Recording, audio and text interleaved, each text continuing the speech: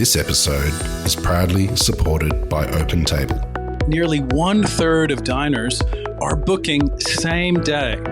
So they're making those decisions on the spot. And 10% are making their bookings within just a few hours. And so it's why it's so important to have booking software like OpenTable, which allows your diners to discover you.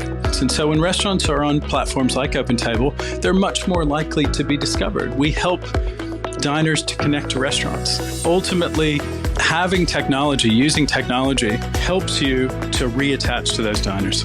Experience the power of OpenTable. For an exclusive offer, visit restaurant.opentable.com.au/DITW. The actual, agricultural resources of the Liverpool Plains are magnificent. I would have to say it is one of the most blessed agricultural areas I have ever seen. All that is undone at one stroke of a pen by a minister that says, let's put a gas field here. It's the fear of the unknown, and no matter how many studies they do on it, they can't guarantee that if it leaks, that it will not destroy. We feel like we're fighting it on behalf of everyone. Pretty much the whole of Australia loses out if the soil and the things are carried on here that shouldn't be, because there's certain areas that shouldn't be mucked with. Just about everything we do at Dirty Linen and across the whole Deep in the Weeds food podcast network rests on farming. Without productive farmers, we don't have restaurants. We don't have those resonant, connected stories of cuisine and culture that we love so much and that we know you appreciate too. And fundamentally, without farmers, we don't eat. It's basic. We also know that we need to cease coal and gas mining because of the emissions they create. The science is unequivocal. The catastrophic climate risks are too great. The move to net zero makes allowances for legacy mining, but it's clear that any new coal or gas extraction tips into dangerous territory. Given all this, we're keeping a close eye on the Liverpool Plains and the gas mining exploration licences held by energy giant Santos. Join us all week as we talk to people in the region who are likely to be impacted by any mining activities and are mobilising against them. It's an interesting coalition of farmers, bakers, townspeople, traditional owners, and long-time journalists and community members. What becomes clear in these conversations is that this is a local fight with broader implications. If you eat, if you live on Earth, this fight matters. By the way, we've reached out to Santos for comment. We look forward to a response. To the wider community, when they find out the proposed projects and the possible scale of destruction, they just are bewildered. Why? Why would you allow something like this to go ahead? Pip Murray is a farmer and writer from Gunnedah in northeastern New South Wales. She's deeply connected to her community in the Liverpool Plains, which is considered one of the most fertile agricultural areas in the world. Pip is an advocate for the environment, wildlife and long-term thinking. She's fiercely opposed to mining and fracking in her region. Pip, thank you so much for taking the time to have a chat to us today. Lovely to talk to you. Pip, tell us a little bit about yourself and the wide range of activities that are part of your life. I live west of Gunnedah, about 20 k's, and I'm probably about 10 or less than 10 k's from the Kahlua gas field, where there are 4 pilot wells that have been put down that are owned by Santos or one of its subsidiaries. I suppose I've known of this for some time, and I know about the effects of coal seam gas exploration, and our number one concern is water. Water doesn't rush under us on our part of the Liverpool Plains like it does in some other areas. And so it's of primary importance. And I guess without our water, we can give the whole farming game away. If we haven't got water to for our livestock, there's not enough water underneath us for irrigation, but even without that basic amount of water, it's a fairly, what would you say, fruitless exercise. Well, tell us about yourself, Pip, and your backstory in the region. Okay, well, I grew up on the Liverpool Plains. My family lived near Gunnedah, but I went to university and worked in different places around the world in journalism. And I married and came back to live outside Gunnedah. So there you are. So I have continued writing, but you'd have to say I'm mostly retired now, but I'm still using that experience and those skills, I guess, in doing what we're doing now within the Liverpool Plains Action Group. Yeah, and I'm involved in a wide range of activities in the community. So that's about my story. Tell us about some of those activities. Just let's get a sense of this community that you're part of.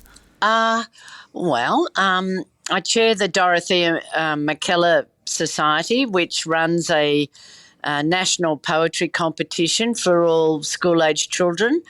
That's across Australia. And we're based in Gunnedah. It's been going for nearly 40 years. We get up to 10,000 entries from kids all over the country. That's quite a lot of administration. We're a volunteer committee and we employ a part-time project officer. We get some federal government funding and a few smaller sponsors. We were recently involved in a campaign, in a major lobbying effort to get the former McKellar family home called Currumbede, which is outside Gunnedah, placed on the State Heritage Register. This hadn't been listed before, but our concern grew out of the fact that the Currumbede homestead, or indeed the whole Currumbede property, is now to be part of the Vickery coal mine, which is going to be run by Whitehaven Coal. So against the odds, we were successful in gaining state heritage listing, and we're quite proud of that. And we will, although it's still stranded in the middle of a coal mine, we feel like, well, it was just one small step to and a nod towards our past and our literary and cultural heritage, which is so important. And I'm involved in lots of other things. We have a local branch of the CWA in our village at Emerald Hill, west of Gunnedah, and we do lots of work there. I mean, we volunteer down at the Royal Easter Show. We run lots of fundraising and have lots of events that bring the community together. I'm involved, as you know, in the Liverpool Plains Action Group. Lots of things. The arts in Gunnedah I've always been a big supporter of. I don't know, just lots of bits and pieces. Pip, you've, travelled all around the world, as you say, and, seen a lot. I mean, how would you describe Gunnedah and the region? Well, I think that, yes, I have seen a lot of the world, and I'm very lucky and count myself fortunate to have done that. I would have to say it is one of the most blessed agricultural areas I have ever seen, to be honest. To be able to produce the quantities that it does with a very safe annual rainfall, and to have such rich and diverse soils, it accommodates grazing as well as broadacre farming and small acre farming. There's very few places that would compare with that, and to have its vast underground water reserves, which I might add should be used measuredly, because we know that everything is a finite resource. And what about, mining and, resource use in the area? What's the history of that in the Liverpool Plains? Well, there's always been a small amount of coal mining around Gunnedah and in Werris Creek. And, of course, as we know, that coal mining has expanded substantially in both places, although at Whitehaven's operation at Werris Creek, the coal mining is winding up. That's about been the extent. I think there was some preliminary gas exploration 30 years ago in areas in the Liverpool Plains, because I distinctly remember coming home and asking my father one day what Dad, and they had in their very rudimentary way, they had tin lids with streamers coming out of them, and the exploration people had tied them onto the fences where they thought there was gas. And I asked my father what they were. He said, some gas people came. I went, I know, when you think about that, how long ago that was, and now they're back and they mean business. What about, I mean, we've talked about farming and the richness of the agriculture there, but what about wildlife and other parts of the environment? Wow, something that is very dear to me. I am so fortunate, or I have been fortunate, to live on a property where there is a diversity of wildlife. We have a very healthy koala population, or we did have until the drought. We haven't seen too many since. Whether we put that down to drought, as in climate change, severe extremes, and chlamydia, which has been another big killer of koalas in our area. But we would always be able to walk outside, or any visitors who came, come up and see our koalas. I think I've seen one in the last 6 months. And that, to me, and I've planted koala tree corridors in trying to encourage them. It's not fatalities through dogs or road accidents like happens in a lot of places. It is just the climate. I mean, in a time of a changing climate and, some of the extremes that you talk about, how does it sit with you that there is continual fossil fuel exploration in the area?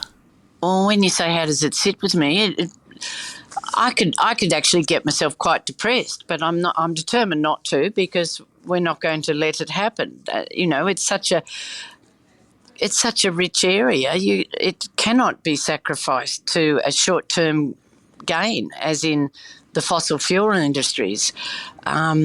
Agriculture is so sustainable, and it will keep on going for another 100, 200, 300 years at least.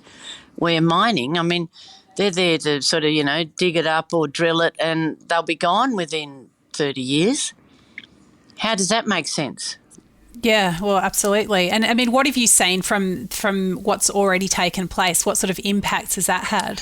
I think people, by and large, around where I live, near Gunnedah, are blissfully unaware of the coal seam gas plans that we now know about.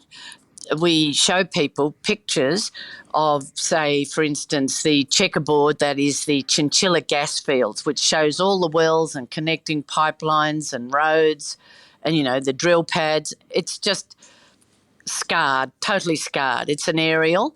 And then you do a beautiful aerial underneath photo of the Liverpool Plains, and their mouth literally drops open. I said, this is what we're looking at.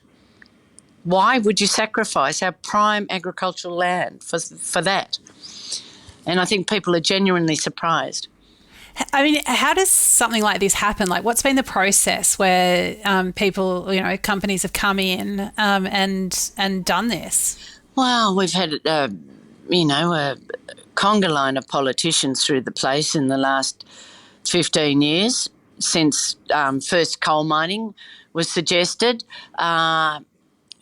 We had John Barilaro who was the New South Wales National Party leader and Deputy Premier, declaring at Breezer on the Liverpool Plains that there would be no more mining on the Liverpool Plains. And we take that to mean coal seam gas as well.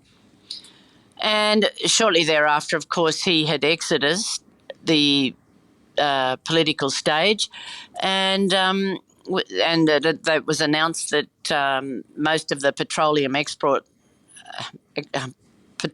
exploration licences, otherwise known as perils, were being abolished, with the exception of just a clutch that would facilitate Santos's exploration both in the Pilliga and on the Liverpool Plains.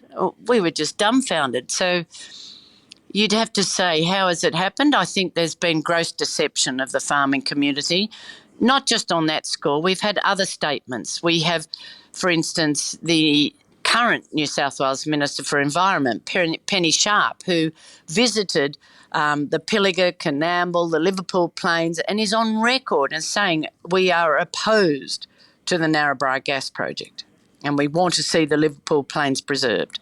Well, they are now saying, sorry, you've had approval from the IPC, so the Independent Planning Commission. It's in their hands. Well, what a cop-out. What a cop-out. I think farmers just have every reason to feel betrayed. I certainly feel betrayed. And what do you fear the damage will be from this fracking on this valuable agricultural land? Oh, well, where do we start? For instance, I might add too that one of the lies that accompanies all this, that gas is a transition fuel and somehow we need the gas that's under the Liverpool Plains. We do not need the gas under the Liverpool Plains. Only Santos needs it to justify the economics of its Narrabri project. So, that's why they are so anxious to add more gas to what they see, put in their pipeline, which they propose to go from Narrabri to Sydney, the Hunter Gas Pipeline. The effects, right. Okay, in the gas well near me, the Kahlua gas field, west of Gunnedah, they have no pipeline, nothing, but they have permission now to open up the wells again and start producing, continue their exploration as such. So that gas will be brought up from underneath. They're going down through the aquifer to the coal seam and releasing the gas.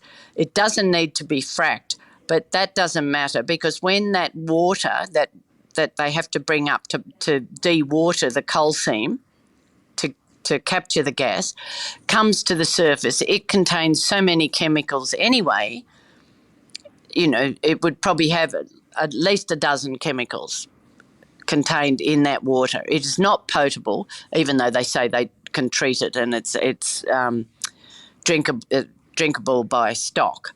That's not right. And they're going to hold that in tanks there, and there is no plan for disposal of wastewater. It is going to be trucked, they say.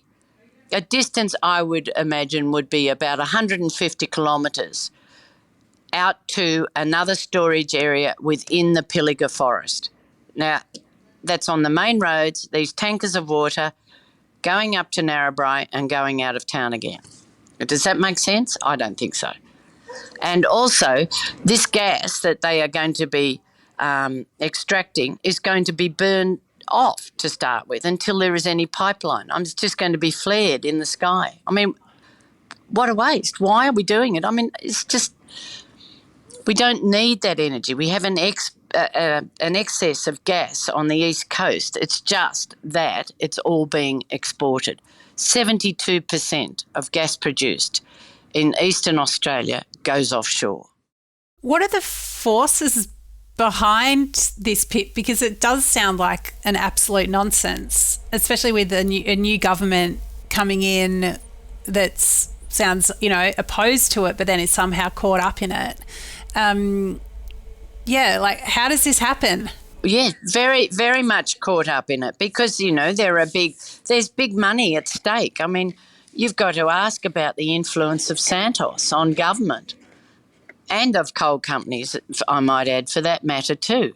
And let's look at their political donations. I mean, it's pretty easy to follow that trail, the trail that we can see. Why? We ask ourselves the same question. Are all our governments, both state and federal, enthralled to these fossil fuel companies? You have to ask. The Australians are not benefiting from this. The major shareholders, for instance, in Whitehaven Coal and Santos are not Australians. So that any money that they make is going offshore. It's certainly not Australians getting rich through this experience. So why are we allowing our prime assets to be raped and pillaged? It just doesn't make any sense. What does your community stand to lose from this? Well, it's not just our community, it's our nation really, and our state. I mean, the Liverpool Plains, it produces at least a third of the state's agricultural produce, even though it's a relatively small area. It is so rich and so productive. So I would think that production would be severely depleted. I think lifestyle-wise, you're going to see farmers leaving if there are water shortages. How are they going to cope? Not only that, with the opening up of gas wells, I've been to southern Queensland and seen myself around Chinchilla and Miles and that area. The infrastructure that accompanies these projects, you have roads, you have pipelines, you have power lines. And the other I think that they're now discovering as these coal seam gas wells are going into the Darling Downs is the land subsidence, because when that water is pumped out, of course, the soil structure collapses. And you can't farm these areas where there's been the land subsidence. It's just a bog.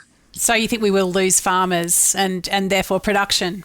Oh, mate, undoubtedly. I mean, it must take a toll, Pip, for you to consider that this may happen in your community. I know you're fighting it, and to me it makes no sense that it would happen. But what's been the personal impact on you? Oh, well, as I said, I'm a very upbeat person. I'm not going to despair and get me down, because I think these things can be beaten. The thing is for us to get the message out, and I really feel that people, we do have a good deal of support now, but to the wider community, when they find out the proposed projects and the possible scale of destruction, they just are bewildered. Why? Why would you allow something like this to go ahead? Such a short term and a short gain for a lasting impact, lasting damage. I mean, there's so much to lose. I mean, what is at risk? Like, what is it that you love about the Liverpool Plains as a place to grow food, as a place to live, as a place to be part of a community? Oh, all of that. I don't know if you've visited, but it is an extremely beautiful place. It's so varied. I mean, the feature of the Liverpool Plains are the sweeping plains and its spectacular skies and sunsets. But the thing with the plains is it is sort of punctuated by ridges throughout. So that adds to its beauty. You have hills breaking up the plains. And, I mean, it's not been proven as such, but it's always thought that the aquifers actually draw a lot of their water down from these ridges as well. So where particularly they are wanting to mine for coal and gas is on these ridges, and they say, oh, it's a country of no consequence, but it's not. It's very valuable and plays a great part in the whole ecosystem. I mean, you talk about Dorothea McKellar and, the homestead, and, that she's the inspiration for this national poetry competition. I mean, this is land that's really inspired poets and, thinkers and seers, isn't it? Yeah, that's right. Yes, that's the contradiction. I mean, not a day goes by when we don't hear one or two lines from her famous poem quoted. It must be the most quoted piece of Australian poetry there is. And, of course, it's believed that, she wrote it, or certainly drew a lot of the inspiration for that poem from the time spent at Currumbee, the Gunnedah property. So, and I can see that when she's writing in that poem, the lines that really do pertain to the Gunnedah landscape. She talks about the skies and this down to the river. It really does encapsulate that landscape. It's a beautiful piece of New South Wales and a beautiful piece of Australia, and anybody who's been there, I think, would agree. And, we're very fortunate to live there. And, from a food sense, that food goes all around Australia as well. So certainly... Oh, most definitely. I mean, there are things grown on the Liverpool Plains that don't really grow in abundance anywhere else. There might be pockets of it, but, crops, phenomenal wheat, barley, oats, sorghum. I mean, and on most of the plains, they double crop. They can get 2 crops a year because the soils are very rich and loose and volcanic. And as I said, you have a safe rainfall, and there is also the underground water. So, you have some people who are irrigating as well. But even dryland cropping is a highly productive industry. Now, you mentioned that grain, and you've mentioned the CWA, and that just does make me want to talk to you a little bit about scones. What is the secret to a good scone, Pip? Oh, my goodness, I'm not a scone maker. I'm better at biscuits and slices. But slices are my obsession. Tell me about your favourite slice. I don't know. I like things with lots of fruit in them. They stay moist. Yes. I mean, I'm not a chocolate fiend like a lot of people.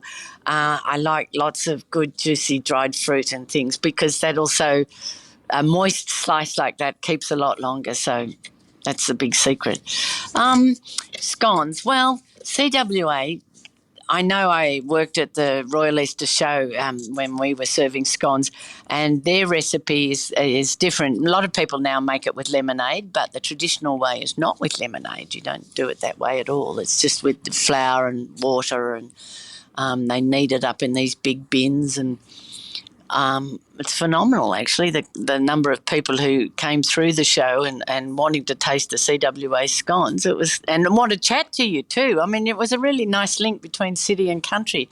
Where are you from? Yes, we're from the city, but we wouldn't miss the scones. And you think, oh, well, you haven't got enough time to talk to them about, do you realise what's happening to the food bowl, where the flour's coming from? But you feel like it. Well, absolutely. And that's such a good point, Pip. I think, it's easy in the cities, and I'm in, the big city of Melbourne. It's easy to lose that connection with where food comes from. But, we all need it, and we need to hear these stories because these threats impact us all. And it shouldn't just be, you there at the, excuse me for saying coalface, but it shouldn't just be you fighting this battle. So, really appreciate your time today and bringing it to wider attention continuing to fight the good fight. Oh, look, Dani, if you can help us by letting them know about the plight of somewhere like the Liverpool Plains, which is, as I said, is there's nothing like it. It's an unmatchable resource. It's so rich you could grow babies in it. If we can get the word out there that the Liverpool Plains needs to be kept at all costs for food and water security for the whole of the country, that is a great achievement. Yeah, well, thanks for sharing with us today, Pip. Great to talk to you. Okay, thanks, Dani. This is Dirty Linen, and I'm Dani Valent. We air the issues that the hospitality industry finds hard to talk about, hearing from different people with unique perspectives. We want to hear from you as well. If you have something that needs to be said about a topic, get in touch so we can include your perspective. Contact us at dirtylinenat.deepintheweeds.com.au or hit us up on Insta at Dirty Linen Podcast. We can't wait to hear from you. This